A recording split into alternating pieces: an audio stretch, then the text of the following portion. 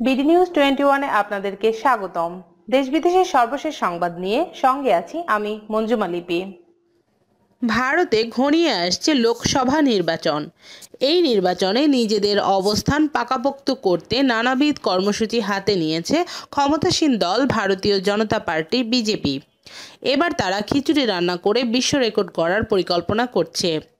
এতে তাদের মুখ্য উদ্দেশ্য দেশটির দলিত সম্প্রদায়কে নিজেদের বলয়ে নিয়ে আসা। এবারের নির্বাচনী লড়াইয়ে দলিত সম্প্রদায়কে পাশে পেতে বিজেপি ৩,০০০ কেজি খিচুড়ি রান্না করে কর্মীদের খাওয়ানোর পরিকল্পনা করেছে। ৩ লাখ দলিত পরিবারের সহায়তায় চাল ও ডাল সংগ্রহ করে এই খিচুড়ি রান্না করা হবে বলে বিজেপি মঙ্গলবার জানিয়েছে। আগামী রোববার দিল্লিতে বিজেপির প্রেসিডেন্ট অমিত শাহর আগমন উপলক্ষে জনসভা রয়েছে। সেখানে দলিত সম্প্রদায়ের বিপুল অংশগ্রহণকেই মুখ্য উদ্দেশ্য হিসেবে নিয়েছে ভারতের ক্ষমতাসীন দলটি। কর্মীদের দানের উপকরণ দিয়েই দিল্লির রামলীলা মন্দিরে খিচুড়ি রান্নার আয়োজনটি করা হবে বলে জানিয়েছে বিজেপি সমর্থিত জোট এসসি মোর্চার সভাপতি মোহনলাল গিহারা। উল্লেখ্য, খিচুড়ি রান্নায় বর্তমান বিশ্ব রেকর্ডটিও ভারতের।